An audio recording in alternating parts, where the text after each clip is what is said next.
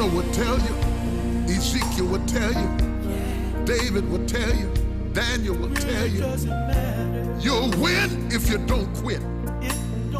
Start over again. Get it back. Get it back. I'll restore unto you the years that the cankerworms, the palmer worms, and the locusts ate up. I will restore unto you the garment of praise for the spirit of heaven.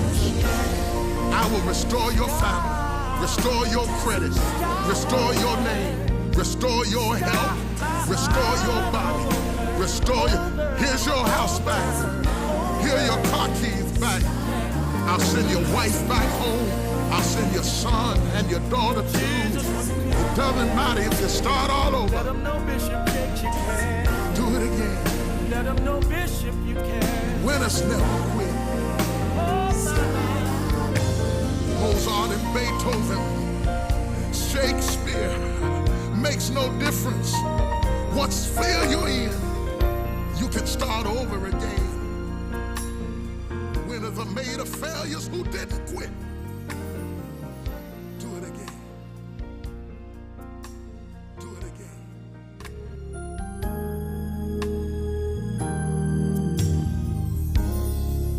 To the men who feel like you're at your wits' end, don't know how you got in this mess, and you're standing there looking, saying, where do I begin? Maybe it's too late, too long, too much, too far.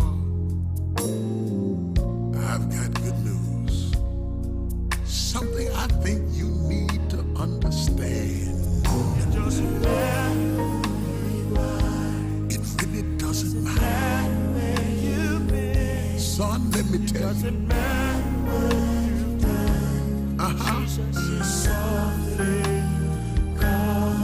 It's about Jesus, who he is and what he can do and where he's been and how strong he is and how able he is. And you can, I'm a witness. Take the courage of the morning and soar into your dreams. Step into your destiny. Get yourself together and get back up again. To every man who ever gave up on his dream, walked away from his career, his wife, his children, did something crazy, lost your self-esteem, sitting down with a belly full of regret. Been to hell and back, been there, messed up, done that. We got a story for you. We want to bring it to you. Listen to me and listen well. I know what it is to have my feet dangling over the very fires of hell. But through it all, I learned some trust in horses and some trust in chariots, but I will remember the name of the Lord. And even though the righteous man falls. All right, good evening, good evening. We're getting ready to start with, we do firstly apologize for the little delay, for some technical stuff in the background. But we're ready to start with Professor, and his team is standing by. So I'll move right over to Professor. Professor, you hearing me?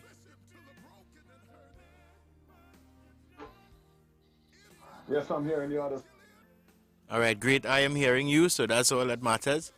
So we're good, we're good. Professor, you could go ahead.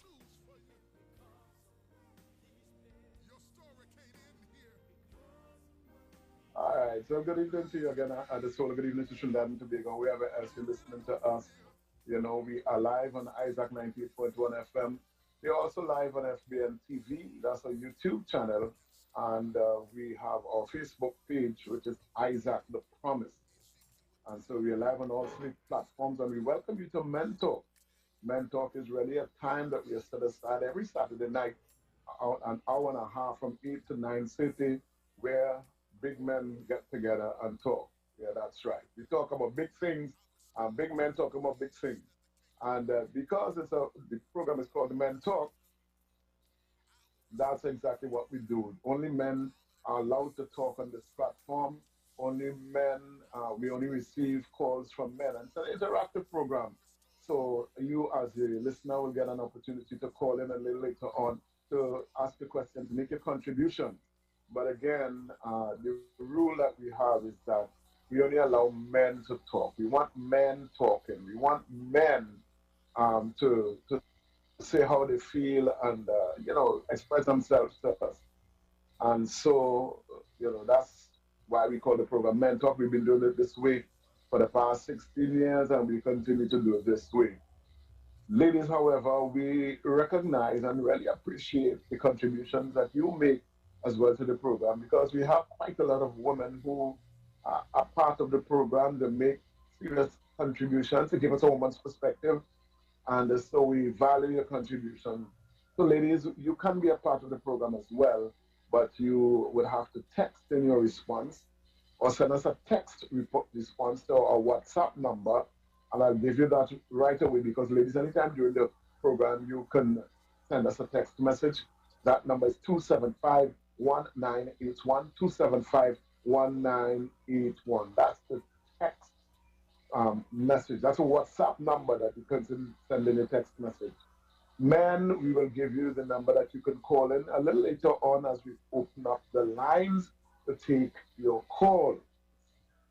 Okay, so we want to move on. Before I introduce the guests for this evening, I want to say good evening. I don't know if George and Dave Riquen is there. We have been on for the past few weeks, and these gentlemen have really enhanced the program by their contribution, and so they're here tonight. Hosting with me. George, are you there? Riquen, are you there? Good evening, both of you. Yes. Good evening, Professor. Good evening, Trinidad and Tobago. I am definitely present and accounted for. Another Saturday, another mentor. I'm excited for this one. Good to hear. Is Riquen there? Yes, I am. Last week with Riquen. Yes, I'm on the inside. Okay. I'm on the inside. Wonderful. Okay, good to have you on the inside again. Let's introduce well, I don't even know if to call this man a guest. I don't know if to call this man a guest. Now, boy, I'm guessing that I shouldn't say that. All right? He has been very much a part of Men Talk and a part of Isaac 98.1 FM for a while now, and he's made such a valuable contribution to both Men Talk and on Morning Real Talk. Is it Real Talk? I think that's what they call it, But anyway, we're going to have some real talk tonight. That's the thing. We're going to have some real talk. Behavioral therapist or family therapist. I'm not sure, which is it. I think when he comes on, he will tell me. Mr. Wendell De Leon. Wendell, good evening and welcome. A pleasant good evening, Professor Riquen, George. Good evening to you guys. Good evening, Trinidad and Tobago. Of course, Noel, the Professor Richard, I am here and as always supporting the program. Definitely a topic to be discussed. And as a behavior therapist, and I mean somebody who has been in the field looking at not just mental health, but in terms of, it reverberates around families, it reverberates around stress, choices, and we definitely see Will making some choices there that we want to, I think, flesh out as it relates to even our young children, our teenagers, and something that could then, mushroom into a lot of other areas if we're not careful. We already hear people using the term, you're meant to treat you like Will, or you want that Will's, and it's becoming a buzzword now, it's a behavior now being categorized into a particular way now, Even politicians, I saw on a little clip, speaking about it, and so we have to be very careful that we are not normalizing abnormality. Yeah, I hear you. I hear you. And of course, for those of you who don't know what we are talking about, maybe you've been living under a rock or maybe in a coma for the last week or so, but it happened at the Oscars where Chris Rock, famous comedian, actor. He was being himself, I guess. Being a comedian, and he made a joke about Jada Pinkett, who is the wife of actor Will Smith. And for those of you who don't know Will Smith, he's very much, a Hollywood icon. I think most people remember him from his first television series, The Fresh Prince of Bel-Air. And his name on that show was Will as well. And he's done some tremendous work. I remember the movie I Am Legend. He acted as Muhammad Ali, and that sort of thing. But so he's very well known. His wife also is very well known, Jada Pinkett, as an actress herself. His son, one of his sons, is also an actor who acted in a couple of movies with him. So he's well known. And the world was shocked last week when after Chris Rock made a comment about his wife. He walked on stage, and I think, when I looked at it the first time, I thought it was something that was set up.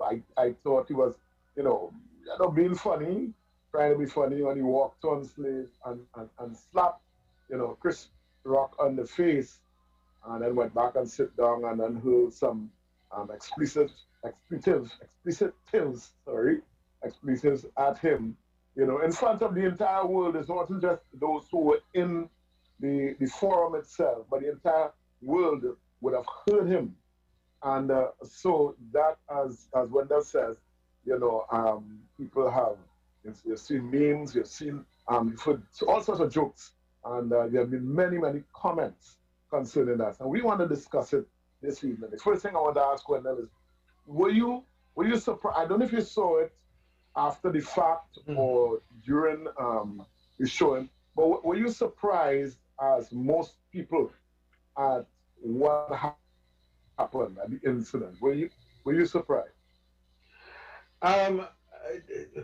Surprise is an understatement. I truly couldn't understand. At first, I really thought it was some kind of, maybe he and Chris Rock had come up with this thingy.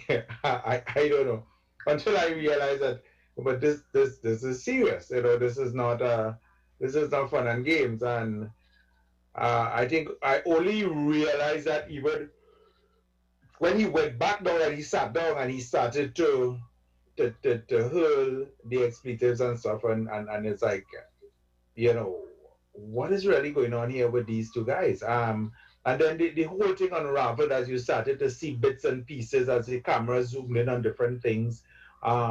You saw Jada.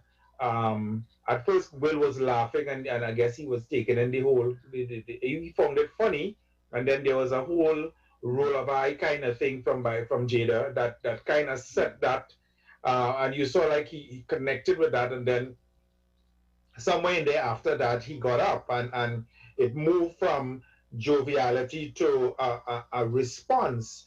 And there's been a lot of talk around it, and one cannot help but ask the question whether or not he was goaded by that look, and that would have egged him on to then do something. And there's a lot of discussion around where he is at in terms of the relationship with Jada at this point in time, coming out of that whole August entanglement issue. People feeling that the relationship is not settled, things have been in a particular place. So there's I guess questions around that, whether they all is not well in the inn, and how that could have then caused him to feel the need to defend his wife's honor. And when you even reflect and people deconstructed the joke made by Chris Rock, the question then is, what it could have been taken in so many different ways. And initially, to me, the first way Will took it was one that he found funny, only to realize that from her response, it wasn't felt that way. And so, she was probably saying, well, there you are, at my expense, finding that humor, when you're supposed to be defending, whether that look said all that to him, and that could have also spoke to or made reference to that look could have been a lot where things going on with them, things going on in the relationship that pushed him to feel the need that he had to get some kind of mileage or to recover lost ground by standing up for her. And we have seen even in the media after recent that she was saying, well, I don't need anybody to stand up for me. But here, there's a lot inside of there, Professor, because the consequence now is being played off for Will as the Oscars. They have banned him. He is alleged to be in a mental health facility at this point, or going through some level of rehab in terms of his, whatever is going on with him. So there's a lot happening there. I think from a mental health perspective, was Will at a critical point when that whole thing played off, and was that a defining reason for him to make the choice he made in going up there and do something like that? Some people in different corners would have felt it is admirable for him to defend his wife's honor, but as a man speaking from this point of view, look at the consequence. Was it necessary to take such a decision? It is almost like you come home a day from work and the wife greet you by the door and say, yes, the neighbor well cuss out, and by the time you get time to really digest what happens, because you're over by the neighbor already, ready to defend and you didn't have the whole story about it. So we have to really take a deeper look at it. I don't think it's something surface, because Will Smith, as you said, is the quintessential professional out there. He is a role model, pursuit of happiness. You said it all, and I think his behavior is impactful on our younger generation. Yes, it certainly does impact the younger generation. But I want to ask you this question. One of the things coming out of it, I heard a female, I don't remember who it is, she was in support of what he did. And what she said is that it made her feel good to know that there are still men out there who are ready and willing to defend their wife's honor. That's how she saw it. She saw it as a man defending his wife. And I suppose a lot of women perhaps, see it that way as well. But is it really that? Is it really defense? Especially as you mentioned that Jada said that she doesn't need defending. So is it really, was it really about defending someone's honor, your wife's honor, or is it more, well, as you said, there may be more to the more the person. Yeah, and the thing is, it seemed as though it was triggered by the rolling of the eyes, the response. It seemed as though his response, so it wasn't so much, from my perspective, it wasn't so much defending his wife's honor, because as far as I'm concerned, if he had said that, what he said after, if he had sat in a seat and he yelled out, well, keep your wife's name out of my mouth, and then it continued, then I could understand you going up there to defend your wife. Yeah. But, he did it in reverse. So what really pushed him there, and this is what I want to dig a little deeper, his mindset, what really was his mindset at that particular point in time? You asked the question about, whether that is defending one, I guess you partially answered it, his wife's honor by the person saying, other people, there are some quarters, as you rightfully said, definitely have a different take on it, that it is something that it is really heartwarming, and it feels good to know that men are in defense of women. And the thing about it, though, while we hear that, it's not Jada who has been banned from the Oscars, As a matter of fact, Jada could still very well go to the Oscars. And Will has to face the consequences of his action. And I think there's a responsibility that goes all around. If you have a level of influence over a man, and I'm saying this to the woman who listening out there, maybe you don't want to hear this, but if you have a level of responsibility towards a man, definitely you don't want to use that influence for a negative kind of outcome. When you know you're probably putting that man between a rock and a hard place. Maybe it's not the decision. Will immediate response was not to go and do something like that. He found it funny. He was laughing until he saw her look. It almost reminded me of you doing something in the kitchen and your mother gave you a look. You one of them look that it just cut out everything that you because you found that it was funny, and all of a sudden it's like, well, it's funny again, and you know your whole mood changed. In this regard, not only did his mood change, but he felt inclined to act upon it. And I am saying, should she have allowed him? And yes, he's a big man. He could make a choice, but should she have allowed him to? Because you could see that he's feeding off of that. You let him go all the way up, and then you didn't even stop him. At no point when he was continuing to make a fool of himself by shouting, and the whole of the Oscars now turned towards him. That's your husband. Don't you think you have a responsibility to say to him, hey, babes, no, that's let that go, that's okay. But no, it's like, yeah, encouraging the man to come and fight for you, and he get the busted, and he get the hand break up, and he get the injury, and so what is the outcome then? What is the best outcome there? He's arrested, he's put in jail. You have no husband, no children, father. What is the outcome? So I think there's a lot more at play here when we look at the outcome. What pushed him to that point, I think, is really trying to, as the saying go, man up. And the question is, was there a need to, and why? Indeed. I'm going to bring in Riquen and George here, but before that, folks, if you just joined us, you're listening to Isaac 90.1 FM Mentor on Isaac 90.1 FM The Promise, FBN TV, and Isaac The Promise Facebook page. Okay, so Riquen and George, you've been listening, you hear what Wendell has to say. One of the things that it seems to me, or one of the things that comes out of this, gentlemen, is the fact that even though you might have all the money in the world, you might have everything that you could walk in any place and buy anything. It seems as though that money doesn't buy you happiness or peace of mind, or it doesn't make you, or sometimes, well, let me not say sometimes, but it doesn't make you smart. It doesn't make you smart. You can still do foolish things even though you have, all that money. And I want Riquen, especially now, to chime in, because you've been listening to the conversation, Riquen. I want you to give your take on what has happened, and from your perspective, what do you see happening? Why did it happen? That sort of thing. Okay, thank you, Professor. Well, where shall I start?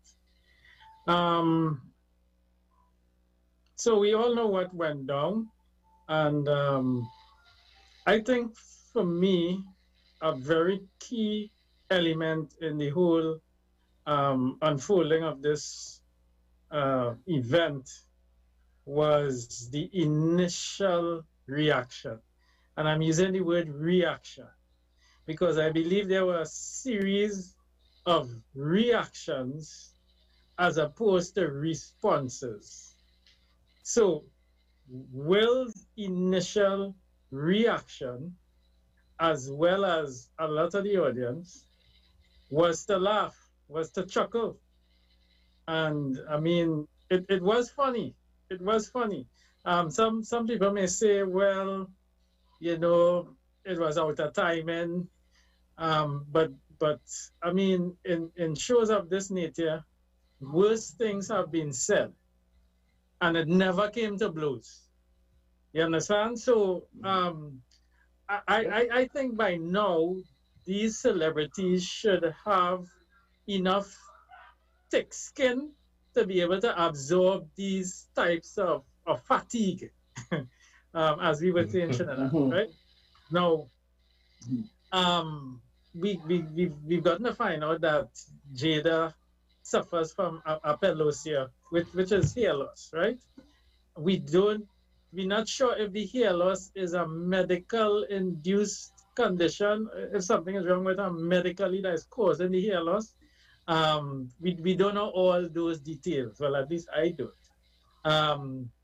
And so one may argue that because it's not a fashion statement she was making. She didn't go bold to be fashionable, but because she has a condition, one may argue that Chris Rock could have been a little more empathetic and a little more circumspect in terms of directing that joke towards her.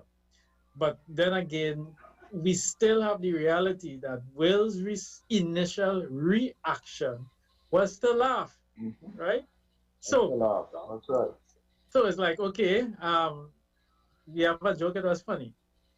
And then he picks up this look from the corner of his eye. He picks up this look from his wife because I didn't see any of the camera shots where he actually saw her looking at him. But we can surmise that, he, out of the corner of his eye, he would have seen her reaction. The roll.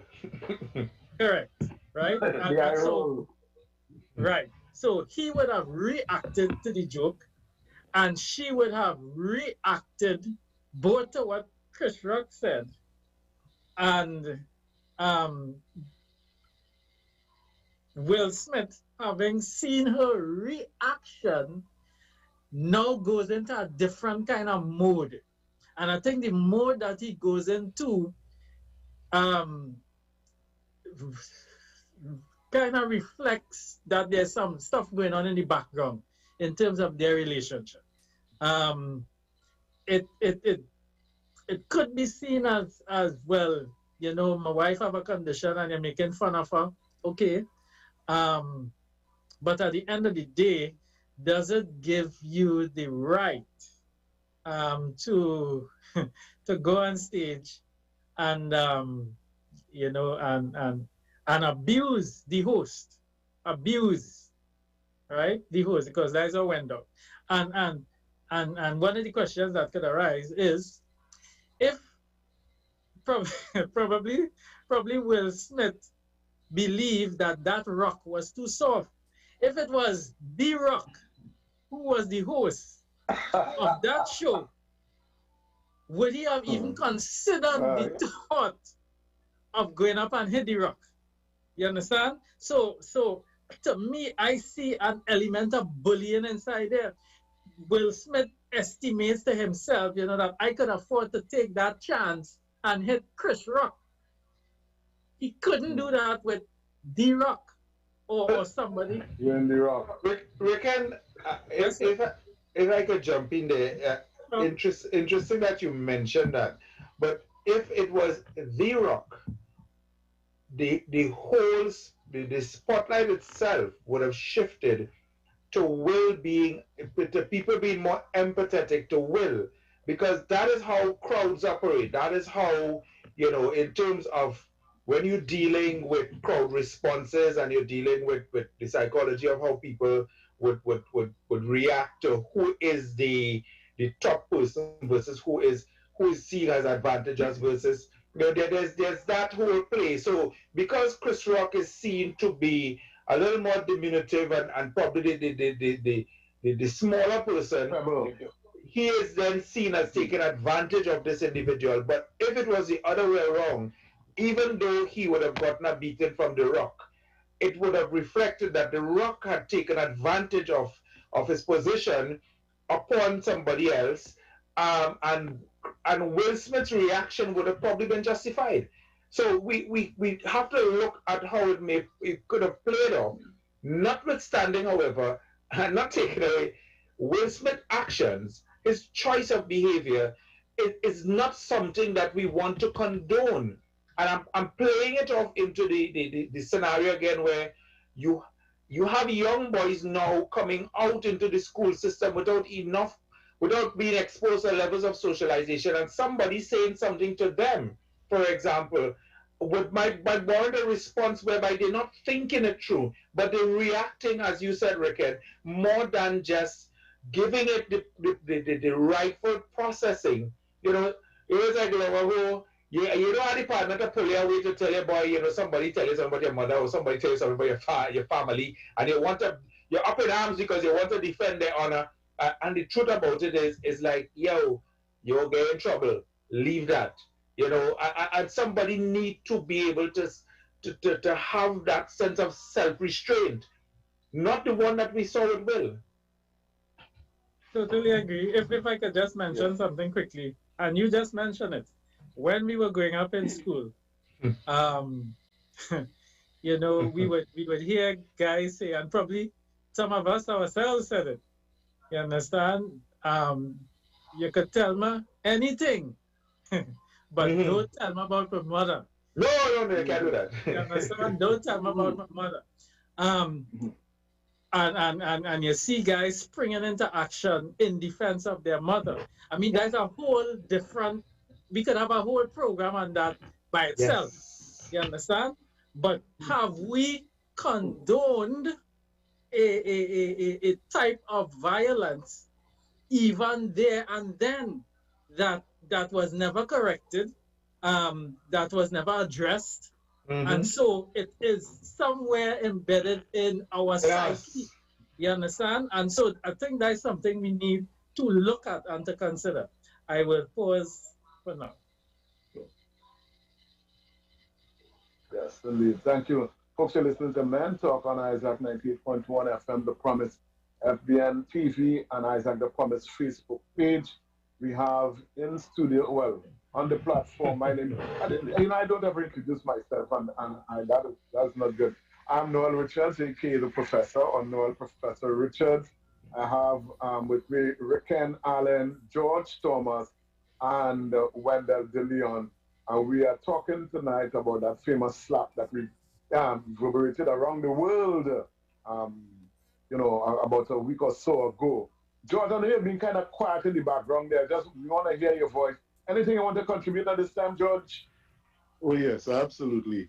Now, there's so much that could be unpacked from this incident. There's so much that we can unpack from this incident that I don't even think that it can fit into one program, you know. And Riquen, you were definitely correct when you're talking about this being a situation of reactions, you know. The thing about it, one thing I'd mention as we had slightly touched on Chris Rock. Chris Rock growing up was a guy that was often bullied.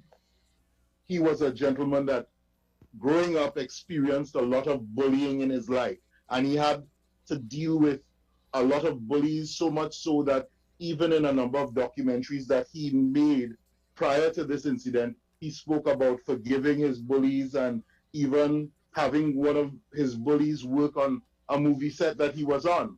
And, you know, what he was able to draw from bullying incidents.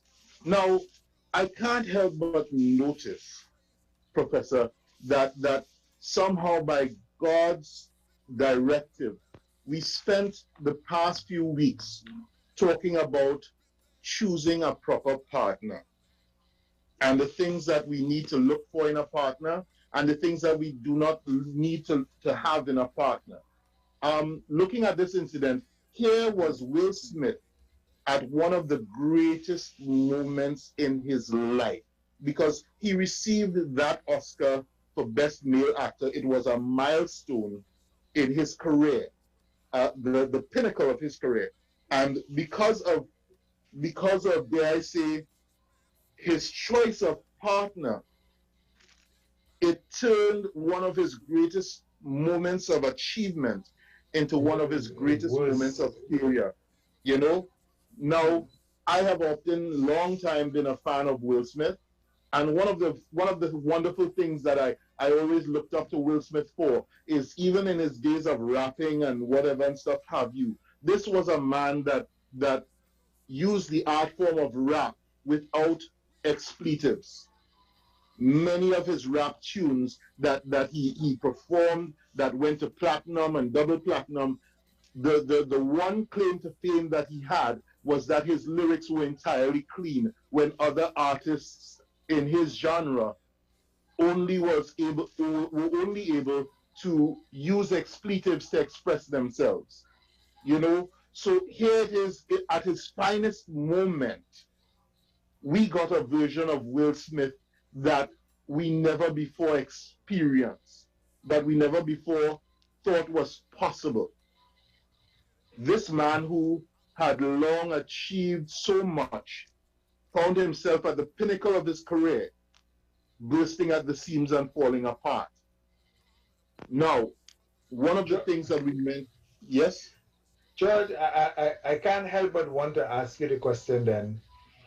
When you go to that, this man that you define has by himself successfully achieved quite a lot in terms of shaping and building his image, his brand and everything. The wife, on the other hand, the partner that you're referring to, is it that she took away from that image in terms of who and what she brought to the table, who she was, what she did, what she brought to the table, and continue to bring to the table, so much so that, you know, he felt, you know, sometimes when you have this kind of, you have to get in there to fix a situation, and so he had, whatever that was, and who, you know, her being in his life didn't add value at all. I mean, outside of him having children and of course constructing a family, but her behaviors, let me put it that way, let me go to the behavior part of it. Was it appropriate for the brand he wanted to build, the type of individual, or was it that he was being constantly pushed in a direction that wasn't who he was? Because now I did a little research into the history of some of the aspects of the relationship between Jada and Will. And when you get an opportunity to understand this relationship that they got into, first and foremost, as men of God, I would identify that for quite a period of time in their lives, they found themselves involved in the Church of Scientology. And it was discovered that Will just kind of got introduced into it. However, Jada was the one that was fully into the scheme and philosophy of Scientology. And within that, you found that they went as far as to donate $1 million towards constructing a school and whatever and stuff have you. The concept of their open marriage, their open relationship, was one that was brought to the table by her. You know, Will came from a background where he saw his father as a drunkard man abuse his mother. And so the young man that came to Jada was one that was, he was bound, he was smitten with success. He felt that the way to keep his family away from the things that terrified him as a child was to succeed. Yet at the end of the day, when you hear of her history, you realize that her history was one of a very destructive nature, you know, in terms of her associations with people like Tupac Shakur and quite a few of the other men that she had in her life. And you realize that in so many different incidences, the infidelity incidents and whatever, you realize clearly that she has been chipping away at pieces of the man until we got to that major self-destruct that took place on that stage. That was clearly not, as he wrote in his apology, that was clearly not the man Will Smith that everyone got to know and love. That was a mere shell of the man. And you know, I can't help but draw the parallel to the partner that he has chosen, just like, for example, King Solomon. King Solomon started off as a man of God, But because of some of the partners that he chose, he found himself eventually even going against the love for God that he had. And he became a shell of himself as a king. You know, and it brings to light. Yes? Oh, go ahead, George. Go ahead. I'll let you finish your point. All right. It just echoes what we discussed in the weeks gone by as to how important it is for the right partner to complement you on that walk of life, regardless of how much money you make, regardless of how much success you have. And I'll stop right there. Can I just take a little pin, Noel, Professor? Go ahead. To add to what George is saying, George, I want to go back to when you talk about Will father and the abuse. I think that is that brokenness where he is mindful of the abuse, but then yes, you said the success would have made you feel like you've moved past it and you have normalized who you are. So you know you're not that man, and I think he worked hard to keep certain values intact.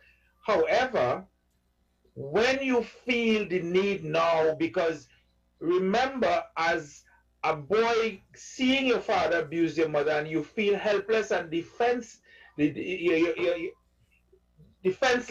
to step into a place where this is an adult doing that to your mother. However, this is your wife, and now you probably feel empowered to respond, not so much to her, but to the mother that you weren't able to respond before.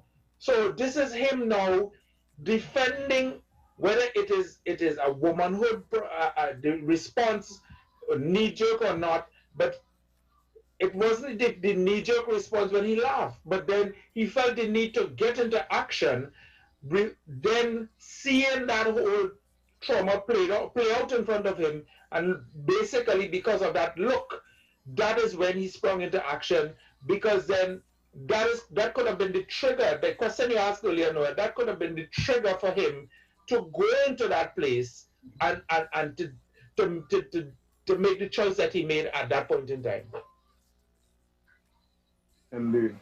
Folks, you're listening to Men Talk on Isaac 98.1 FM, The Promise, FBN TV, and Isaac The Promise Facebook page. We also want to say thank you to our sponsor, Anaya Tony, the feet lady, the lady who does reflexology.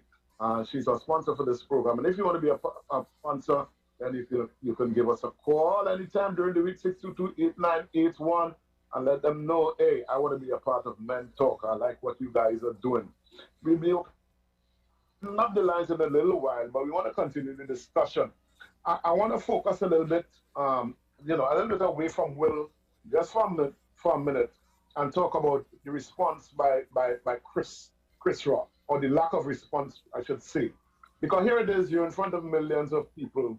You actually watch this man walk up. I don't know what would have happened, or what would have been going through his mind at that particular time. Maybe he too thought, some little by-play going to take place, we're going to have some fun. And then, he walks up and slaps you in the face. And there's no response except, wow, this man just slapped you, and in front of millions of people. And then again, to make a statement, this could be, this is the greatest night in the history of television. No response. Now I know George alluded to the fact that he was bullied when he was small, and maybe there's something in him that says I will not be a bully as well, or I will continue being bullied. I don't know, but I'd like to analyze his response or lack of response a little bit. What would have kept him? And we heard as well after that the police wanted to do something to arrest Will, and he said no. He said, no, don't do that. Okay? So what? Is it out of fear? Is it out of respect? What would have caused a man who would have been embarrassed in front of millions of people to say, hey, listen, let's leave it like that. Don't do anything. Because I know if it was a Trini, he would have probably forgotten that he was the MC, and you know what would happen. Things might have some tumbling there. But but he was Chris Rock. So I wanted, let's talk about Chris a little bit, because I know the focus has been on Will, but let's talk about Chris a little bit. What is it? Is it and then the character of the gentleman? What would have caused him to not respond or not react to something like that? Especially as I said, he watched the man walk on stage, come towards him, and even after Will went back and sat down and was hurling these words at him, he kept his composure, he kept his cool, and he finished the thing. Let's talk about the man, Chris Rock, a little bit. What say you? Professor, I mean, when you really look at it, I want to go back to what George would have brought into the discussion about Chris Rock's earlier life and his being bullied. And I looked at some of his, I went into some reading with it as well, and I realized, the issue of being bullied in terms of school. He went up predominantly white. He was probably the only black kid in that school, and of course, having to be that experience in itself, being exposed to the N-word, the discrimination, the other things. I suppose he had to suck up a lot, and in order to not only finish school but to be able to deal with that kind of humiliation. And I could just see that would have been trauma relived, trauma being brought. That's not just a trigger. That is the whole trauma being replayed inside that initial. Because at first, Will walking up there, there was no threat. I guess he didn't see him as a threat. He didn't see him as somebody coming to attack until it happened, and then he realized, oh, this is what this was. And so I think he was in shock, and then of course he is. Again, there is a bully. He has become the victim now, and he's not going to respond. So there's a twofold kind of thing happening. The professional in terms of where he is and what he's responsible for. Again, being a black person in a predominantly white environment, that is kicking in, and there it is. You're now being threatened or challenged by a black man, whereby his size and whatever, whether that may have been daunting. I think really and truly he went into a whole tailspin about this is the victim just playing out. I'm not going to respond to that.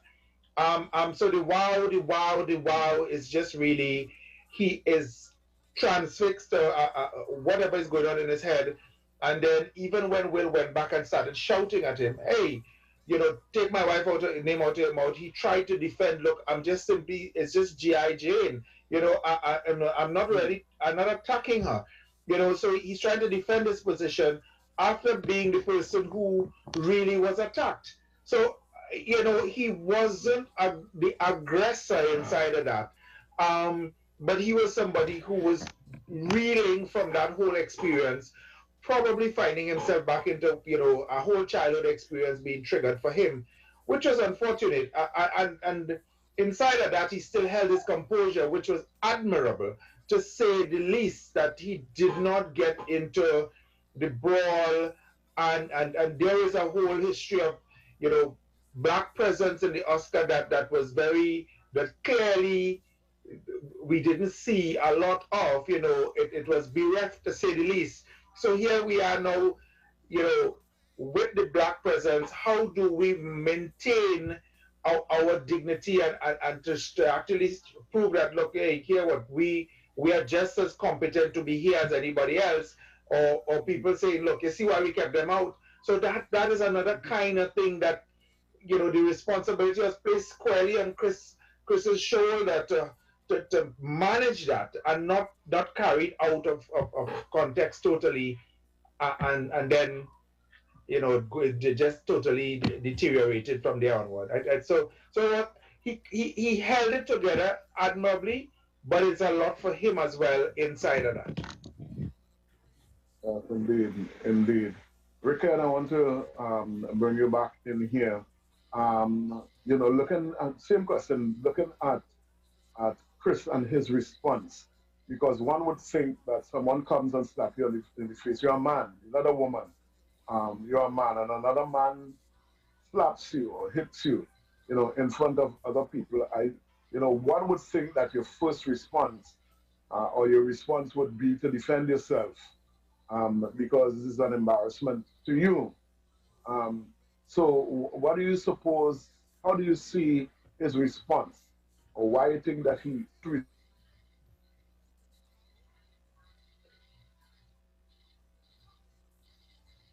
Okay, you were muted briefly, but I think I've gotten your question. Yeah. All right. Sorry about so, that. Yeah. So we have two successful black men with painful pasts. So they share something in common. The actual experiences may have been different, but both of them had painful past. And one of the things I would want us to get from this discussion and encourage us to do as well is to be able to identify with these gentlemen. Because I'll tell you something, there's a will in each one of us. Whether we want to admit it or not, there's a will inside each one of us. But there's also a Chris Rock.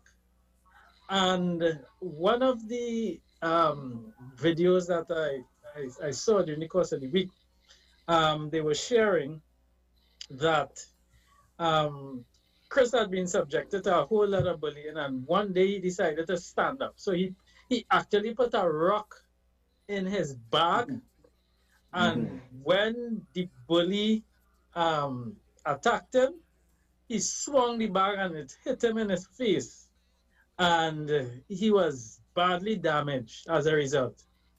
And from that day on, he made a decision that he will not hit anybody or defend himself in that manner. Could it be that he held to that decision on stage? Possibly. We don't know. But based on my observation, I would say that Chris responded instead of reacted. He responded.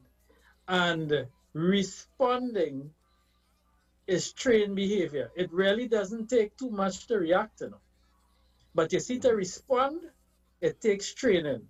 It takes discipline. It requires you to understand who you are. And Chris Rock understood that, hey, listen, I have this function tonight, and my function is to ensure that this show goes well. Now, he wouldn't have budgeted or he wouldn't have anticipated being slapped.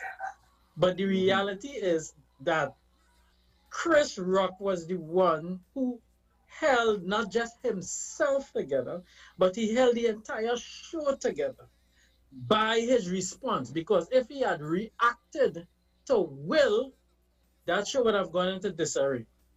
And so what I glean from that is that we have the power to salvage a thing, even though it may be threatening to get out of hand. We have the power to choose our responses, to choose our behaviors, to absorb the shock. and his shock absorbers have to be real wicked. Because listen, I think the average man would have had a challenge doing that. Chris Rock didn't even move his hand from behind his back in any kind of threatening manner, and that was like, wow. He absorbed it all. And it shows to me a level of understanding of his responsibility, a level of understanding that his actions or responses also have consequences. And what is even more admirable is the fact that there were those on hand, LAPD, who had the authority to throw Will Smith out. And Chris Rock insisted, no, you know, let him remain. After all, he is he would have won his award, and you know, he should be a part of the whole atmosphere in terms of celebrating and that sort of stuff. So I give Chris Rock you know, kudos, and I think his response to it is worth noting and is worth emulating. Noting and emulating, because we live in a culture where dealing with conflict and resolving conflict could be very challenging. So that whole incident is very, very instructive, and I would want to encourage us not to divorce ourselves from the incident, but to see ourselves inside there and see, you know, where perhaps we may have acted like Will, or we may have acted Chris. Yeah, Professor, Yes, before you all continue, let me just read some WhatsApp messages, if you will, at this time. Yeah, go ahead, Adesola. Yeah, go ahead. All right. So we had someone said Chris Rock did not understand that the joke he made had touched a nerve about a sickness called alopecia. I think you all mentioned that already. Someone said, good night. We have a family whose members have espoused beliefs that they are not Christian. Yet when one acts in an unchristian manner, even 98.1 is alarmed and taking it apart long after the world has largely moved on. Could it be that the greater issue is why persons in the body of Christ so idolize the individual and family to where their mistakes and missteps throw us this far left? Amazing how easy it is to blame his wife. That's one WhatsApper. Let me see, I have one more message here. Someone says, hi, is it possible that Will and Chris Rock, I would believe, have another beef outside of what happened at the Oscars, hence Will's behavior? They also said, isn't it possible Will and Chris henceforth both have both of their behavior, something like that. I guess that relates to the first message as well. So those are the WhatsApp messages that we have so far. Okay, let me just respond a little bit first. I am not sure we have said anything about blaming his wife about it. I don't know if anybody said that. What we're doing is analyzing what has happened to see what lessons we can learn from it. Because everything that happens, we can learn something, we can glean something. So we're taking it apart to see where we can not just learn something, but look at ourselves and our behavior. And so looking at it and you know, I don't understand why the person would think that we should not analyze something like this, or we should not focus on it, because any lesson that is learned will be beneficial to any one of us. And so we're looking at it. It happened right in front of everybody's, you know, it happened in your face. And, you know, there are things that we could, after analyzing, because that's one of the things I want to do, one of the final questions, and, you know, I'll ask it up front. So when we get there, we'll be able to answer it. What can we learn from all of this? And that's why we're having this discussion. What can we learn? Too often we see things that we say, oh, that's them fellas, but that's in Hollywood. They're not Christians, they're not things. So we're not surprised that they behave like that. And yet we ourselves behave like that. So what would cause a man to do something like that? That's what we're talking about. Okay, so that's just an answer to the person who is talking about that. I know Wendell was going to say something. Wendell, I want to ask you a question. I wanted to keep in mind, just in case I forget, about support systems. You know, what kind of support system should be in place for people like that? And if that was one of the things that Will didn't have. But before you answer that, I know you were going to say something just now I don't know if it's in response to the text. So Wendell, go ahead. Mm-hmm. I think the comments that came in just now there, it sometimes I really wonder if there is that sense that Christians would run into only other Christians. So the context of society is that the person who might confront you or oppose you would definitely be a Christian, so that they would know how to behave to a Christian. You would meet other people. I definitely so for us to be analyzing and breaking this apart, it is because you are going to see different behaviors coming from different people. What I think that, and going back to the earlier discussion in terms of Chris Rock, I think what is a valuable lesson is one that is very biblical. How do we turn the other cheek? Can we really turn the other cheek? Is that something possible? And I think Chris Rock's demonstration of that was quite apt, in that you can turn the other cheek. Not only did he collected the slap, but he was forgiven as well. He didn't thought that after and say, well, nah, he can't be in here, but he had to come out of here, let's put you out. No, he was okay. Leave the man, let the man celebrate. So that's two very unique points of Christian life and Christian values. In that, here it is, we're talking about turning the other cheek, and the other part is that he's able to articulate here, look, forgive him, and let us be able to find a way to whatever he's going through. Yes, Chris Rock may have said things about his wife maybe at an earlier time where he would have mentioned some other thing about, and I think it might have been the Oscars too, where she was, trying to boycott or something of the sort, and he made a comment, and maybe whether that was the issue, I don't think so either, because again, you have to go back to Will finding it funny. I don't know there was any real beef until that look came about. Now,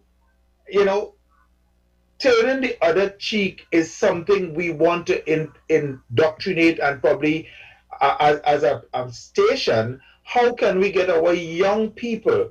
Look, I mean, I read today where a man killed another man, went in his house, come back, pull a gun and shot the man for cutting his shadow belly plant. I mean, how angry could one person be about a plant that you could get that running wild to take a life? And so you could imagine an act like what Will would have done towards Chris Rock, what kind of response you would get. I looking to wipe out your whole family. That is the kind of thing we're dealing with in today's society. So what we're seeing play out there, you really have to ask yourself the question, is this stage? Because that is not a real life response, but it is truly the kind of response we would want from that as a Christian, we would want to be able to replicate when we look at Chris Rock. And so I think that is a model kind of thing to use as a teaching tool. It is really, I mean, and we could go back to Will again, and I want to just allude to the issue of the what is referred to in terms of emotional intelligence and stuff, is the amygdala hijack, where he lost every level of restraint and control the minute he started to walk towards the stage, with whatever intent he had. And that is something that we have seen in people where they have an intent. It's like a man said, boy, leave me, I go in and do what I have to do, I don't care, whatever the consequence, and it's like nowhere in there he could have seen. That was a long walk from the chair to reach up to the man. That's the thing, that's what I'm looking at. And that's one of the things I wanted to bring up. Because it was a long walk and it would have given him time to reflect on what he was going to do. But he took the walk, got there, and did what he had to do, walk back, and still was in the same frame of mind. Professor, if I could add in again, sorry. Let me just add a WhatsApp message. Someone says, good night, good topic for analyzing. Notwithstanding Will Smith's behavior, but didn't he also I'm trying to fix the English. gave an apology when he accepted his award. So the person is asking that question. I would also like to throw a question into it quickly, guys. A question that says, how far would a husband go in defense of his wife? And you know, we were having a little piece of discussion in the background here while you all were having, and we were saying, you know, there are situations that happen, like Wendell is saying, in reality. Sometimes we have situations. Let me just make a situation. You know, you have a situation. Let me say you're driving on the streets, and so let's say your wife is driving. You're the passenger. Your wife gets a your wife gets a bad drive from you know, some, you know, certain kind of individual driving a car. Your wife gets a bad drive. You could see it's a bad drive from him, but he is now cussing your wife. He is going off on your wife. He's dealing with telling your wife all kind of thing, wherever he could remember, where you forget. Maybe let me say maybe the two car touched and you have to come out now, and he's going after your wife in a certain way. What you as the husband at that point in time, now having to defend his wife, and your wife looking for some kind of a defense, or not, how would you deal with that kind of a situation? And you know, I think it's apt in terms of the discussion that we're having. Where do you go? You go the direction of, let me just forget about that and go, or defend my wife because this man shouldn't be telling she these kinds of things. How do you deal with that kind of a situation when faced with such? Lovely question. That's not a solar. Yeah. Well, any one of you gentlemen can jump in terms of answering the question. Well, if I may jump in for a little bit, it kind of married man jumping in. Go ahead. Well, it specifically jumps into what I was about to say in terms of we need to look at the perspective of what was there to be lost on both sides of the scale. Now, the thing about it is this. On the side of Chris Rock, because we were just talking about Chris Rock, this has been a very powerful year for the United States of America in terms of racial empowerment, in terms of empowerment where women are concerned. Side notes for the Oscars. This was the first time, just like for the Super Bowl that took place earlier this year, this was the first time that a black producer produced the Oscars. So this was on the line. This was one of the things that was on the line. This was the first time that a black producer, his first name ironically is Will as well, he was in charge of producing the Oscars. And subsequently as well for the Oscars, it was the first time that they had, apart from Chris Rock, there were 3 female comedians who were the hosts of the Oscars. And it was the first time that the Oscars was actually hosted by women. Chris Rock had his segment to do, but the entire body of the Oscar event was hosted by 3 women. And so there was a lot on the line for these people who were behind the scenes of the Oscars, just as well as the recipients of the Oscars themselves. And so Chris Rock emulated something that we as Christians need to always have at the center and core of our hearts. He thought about others beyond himself in the incident, because the police were there and they were itemizing to Chris Rock all of the actions that they could have taken. Chris Rock insisted no, that he would not have Will Smith arrested for the battery that took place on the stage. Will Smith was asked to leave the Oscars and he refused. But Chris Rock now, when they were insisting for Will Smith to leave, Chris Rock came and said, no, I do not wish for him to leave. So he did this more than just for a fact of showing restraint or defending his own honor. He did it because he was mindful of the people whose careers were at risk should this escalate to something worse. And the thing about it is that when you look at the other side of the coin, where Will Smith, in defense of his wife, had so much to lose. We have to ask ourselves whether or not his action was appropriate in seeking to defend his wife, because we learned from children that words are wind. Sticks and stones may break my bones, but words will never harm me. The biggest lie we ever hear. But go ahead, sorry. Yes, absolutely. However, the thing about it is that we've learned the discipline of using our words to spread a message, just in the same way that he used his words when he went up to receive his award. He could have used the words at that point in time, and he would have been way more effective in a positive way than him walking up on the stage and striking Chris Rock.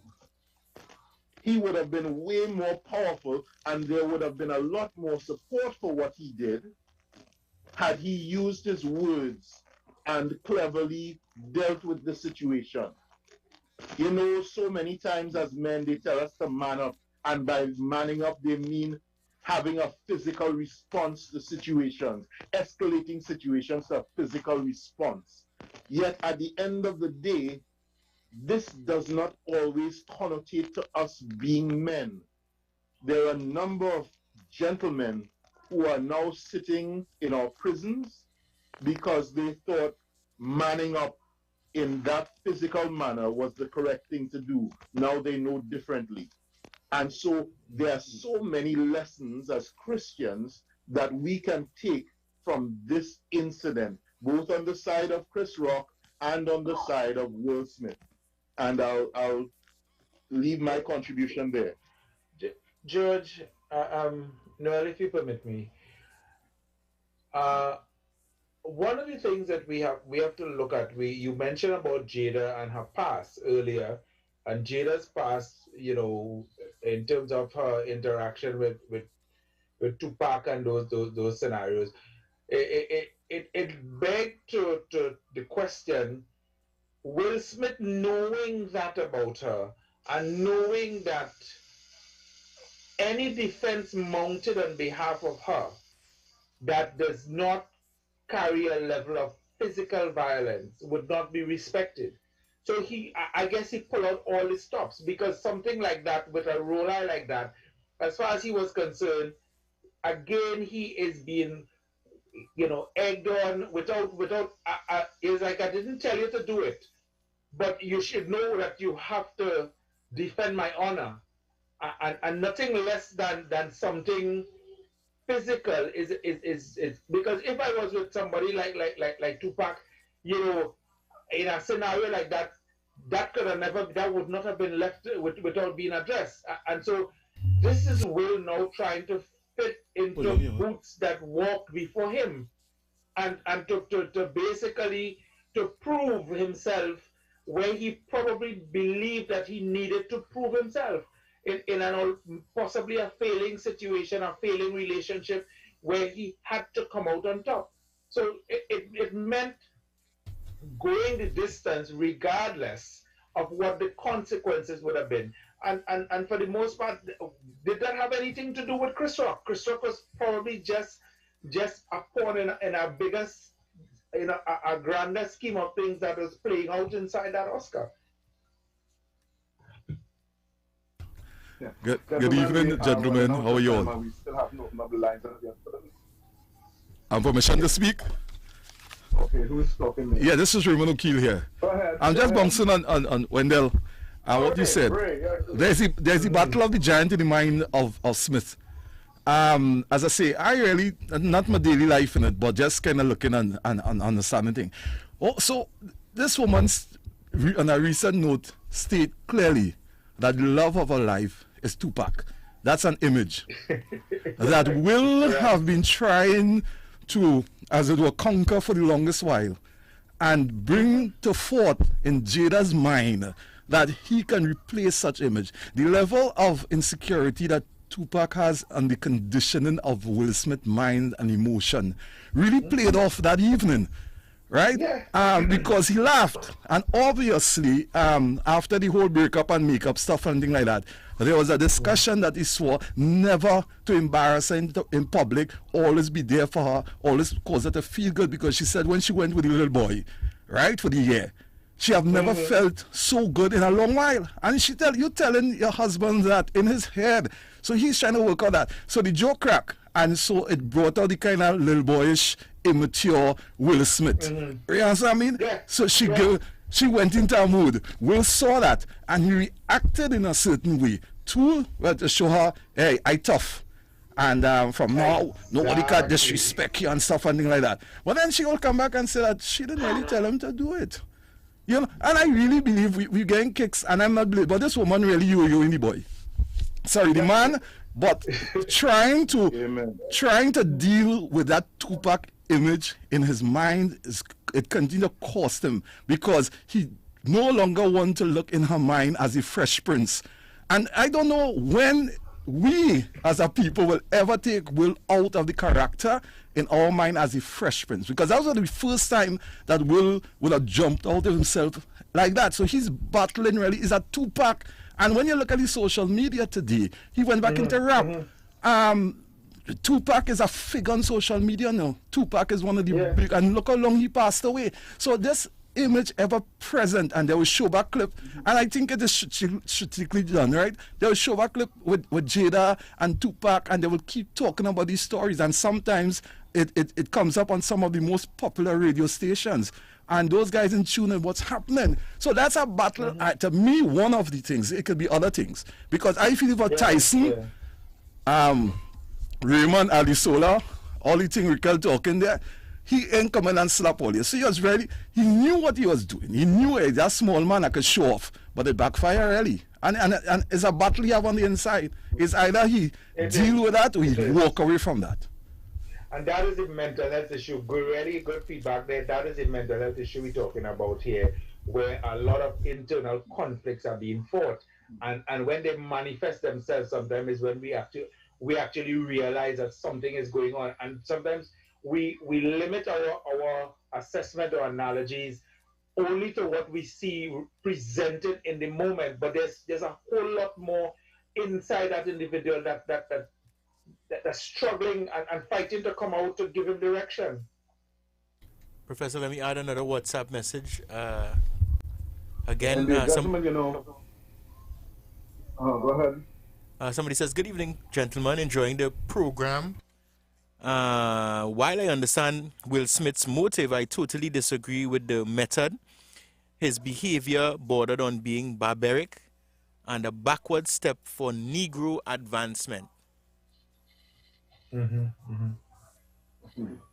me read out. I have two more. Let me just read this, if you will. Or go ahead. Somebody says. Yes, we will. Yeah. Somebody says, my wife will give him the eye. He is in a toxic relationship. The woman have Will tutube. Will needs therapy. Somebody else says here, hi, good night. Hi, good night. This is DJ. I think Will Smith should do what it takes to go to heaven. All right. This is DJ Otis. Somebody says that. That's I guess he's saying no, but everybody wants to go there, nobody wants to die, so Will should die. Okay. We ain't condoning that here. No, not at all. Gentlemen, I know we have run out of time actually. One of the questions I wanted to ask, and I think it was answered, really is what's that really, and that came out of the scenario that Adesola painted, where a man has to defend his wife against other people.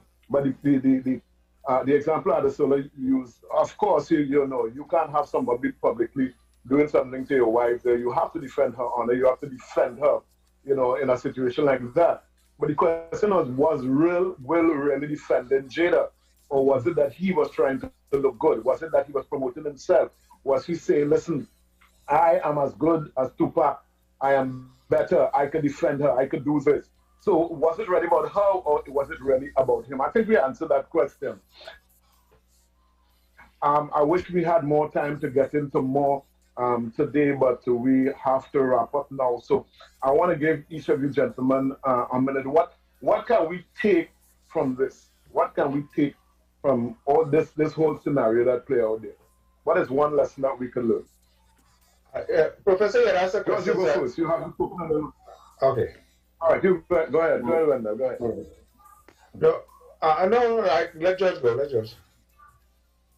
All right. Well, the thing about it is, what I've gathered from what we've assimilated this evening is that we need to continue to strive towards excellence. We need to continue within our lives to be mindful of the influences around us and to listen to the voice that makes sense. The voice of God is the voice that would make sense to us. If we would take a minute and think about what God expects of us within a situation, it can lead us away from a lot of poor decisions. And speaking of excellence, I would just like to put in my humble plug and wish congratulations to the new Justice Ketanji Brown Jackson,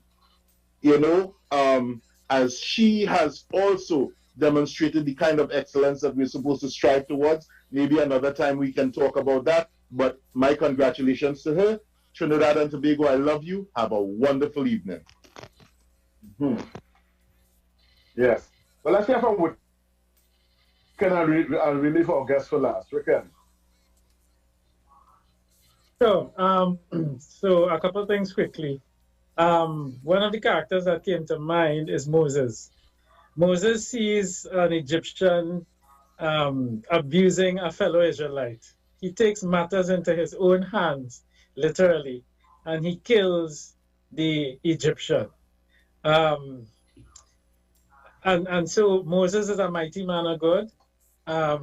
So this issue is not just limited to unbelievers. We too have issues that we need to manage. As James chapter 1 verse 19 says, let every man be swift to hear, slow to speak, and slow to get angry. Because man's anger does not produce the righteous life that God desires. Often we want to take things into our own hands, looking for a positive outcome. But as we saw with Will Smith, the consequences of his actions have been anything but positive. So I would want to encourage us to be very mindful of our reactions or responses, because they have a ripple effect that can be very far-reaching. Pleasant evening. Thank you. Thank you. And our guest, Wendell. Professor, you asked a question earlier, so I want to see if I could touch it as well in closing. You asked about support system. And I think when you're dealing with issues of anger management, you definitely I would want to recommend that we start looking at the house that we're building. And if we want to build a solid house, I would recommend that the churches start paying a lot more attention to creating stronger support groups, both male and female support groups within the church, that we could allow for addressing the issue of anger, and not together, but independently, where the women are be able to come together, they can be able to discuss their concerns, their issues, and maybe as they get that release, both mentally and emotionally, they can be able to return into their space, with their spouses, and as a different person.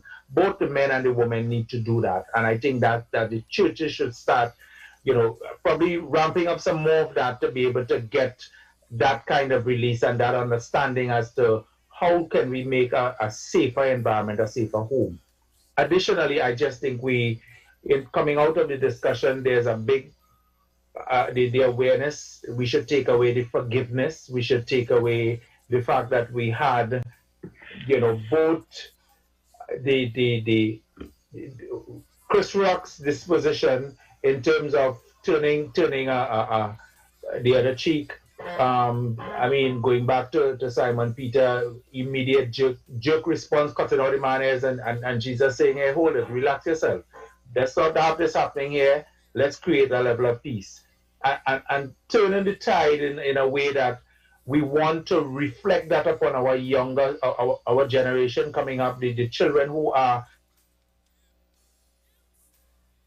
would have been cooped up in COVID for the last 2 years or so without the opportunity to develop social skills.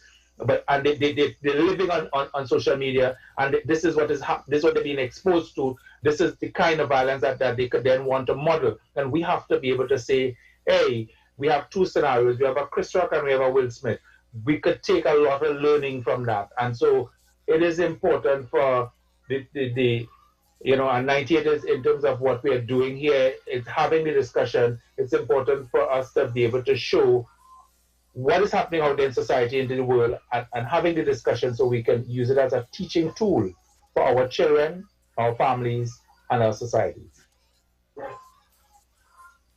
Thank you so much, Wendell De Leon, Riquen Allen, George Thomas. Thank you so much. God bless you. We have overstayed our time, so I don't have time to even give a closing. Just to say thank you so much to our sponsor, and I told you the Feet Lady for sponsoring. We'll be back next Saturday at 8 p.m. for another program. God bless you. Adesola, thank you. Also, Raymond O'Keefe, thank you for your input as well. Gentlemen, have a good evening. And that's all for now for Men Talk for this week. Bye-bye.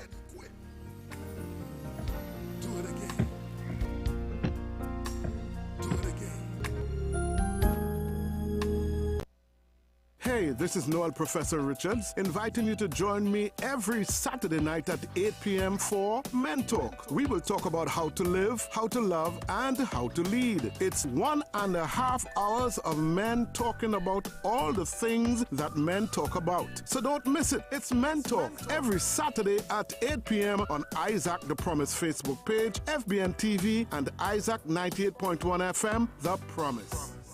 Hello. Hey Jack, you missed the meeting yesterday, boy. What happened? Andre, I was under some pressure, boy. Well, you know, Uncle have diabetes, high blood pressure, and poor circulation. He couldn't even walk properly yesterday, so I took him to the Feet Lady, boy, Dr. Anaya Tony. And let me tell you something, when they're done with him, he feels so good. You know the man forget he walking stick by them. When I go back for the next session, we'll get back, man. I must send her number to my cousin. She have a pinched nerve, lupus, and I think she uncle got a stroke. You know? I had to see about my back pain too. Well, Andre, what are you waiting for? Take these numbers down one time. 360-5166 and 478-7416.